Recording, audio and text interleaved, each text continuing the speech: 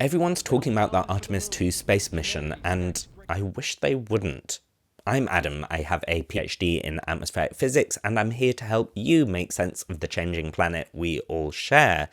And today I want to talk with you about how we're talking about science wrong. And right now I'm actually traveling. I'm at my parents' house, which is why I'm sat on a bed holding a recorder, like the proper influencer that I was always destined to be. I'm honestly conflicted making this video because I know for me personally, in my journey to becoming a physicist, space missions and our understanding of space and astronauts were all so influential into that journey.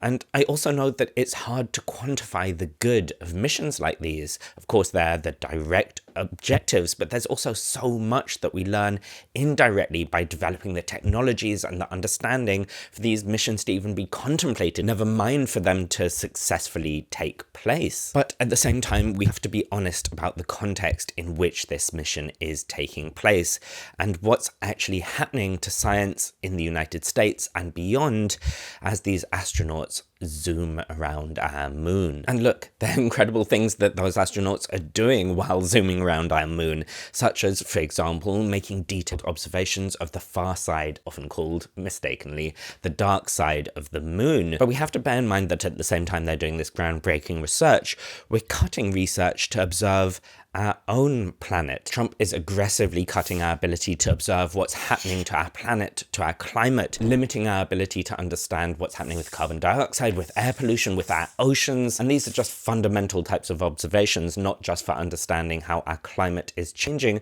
but also for understanding and predicting extreme weather events so that we can protect ourselves as well as possible from them. This is all in line with Trump's aggressive attacks on climate action and climate change science.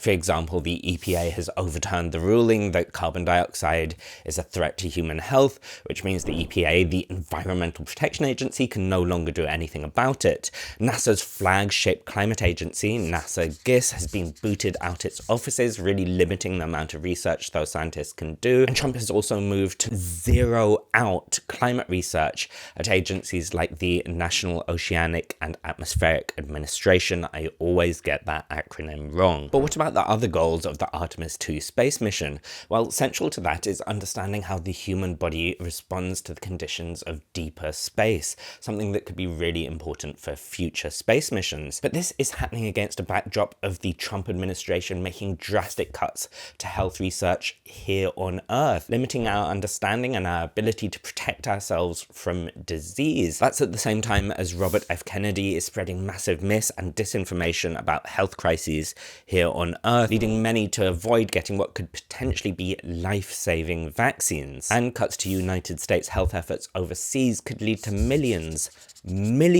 of preventable health deaths over the coming years. Cuts like these are being pushed right now as I record this while Artemis II is still in space.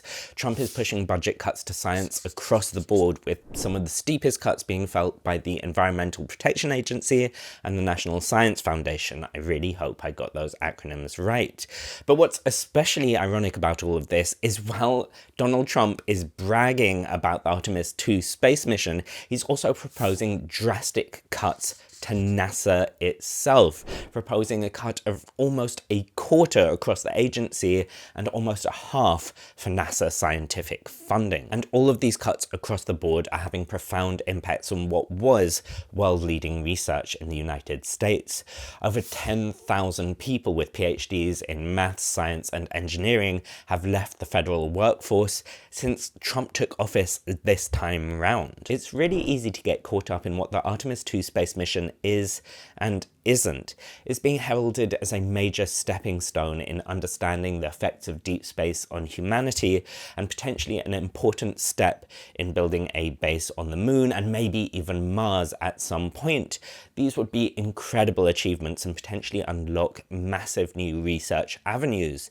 But it's important to understand that we're not going to be able to populate the moon, we're not going to be able to populate Mars, no matter what some billionaires might claim. That would just be fantastically difficult, and the idea that Mars could somehow serve as a planet B and protect us from the harms that we're doing to ourselves here on Earth is just unimaginably stupid. From a scientific perspective, it's virtually impossible to conceive of something we could do here on Earth, and also something we could do over on Mars, which would make Mars even a fraction as habitable as this planet we're on right now. That might sound surprising given how people like Musk talk about it, so more information about that at the end of the video. Oh, and really quick note that if you value videos like this, hitting subscribe means you will see more of them and help the channel grow. And if you value that I'm making videos like this without trying to sell you rubbish you don't need with monetization or product placements, then heading up here to become a patron really helps keep the channel alive. Now, in some ways, this video is, fair enough, kind of unfair, because if we look at how much money the United States government is spending on the Artemis II mission,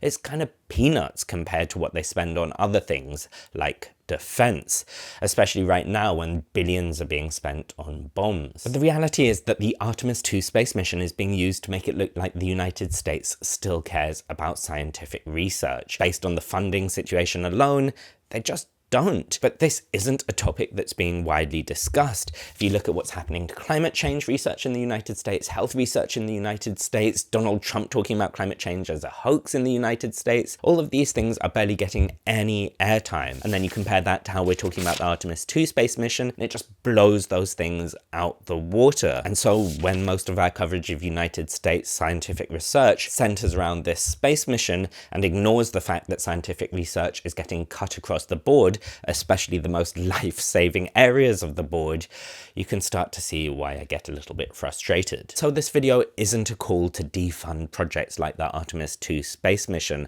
I honestly don't think that's my role as a communicator to call for. I'm genuinely interested what you all think should be done with scientific funding for missions like this. But it is a call to shift some of the conversation from space missions like these to the general scientific situation in the United States, how dire it is, and what the long-term consequences of that could be. And yeah, this video was a bit rantier than usual, but I'm in a ranty mood. And look, I promised you a discussion about how going to Mars is not going to save humanity, and well, here it is. Okay, until next time, bye.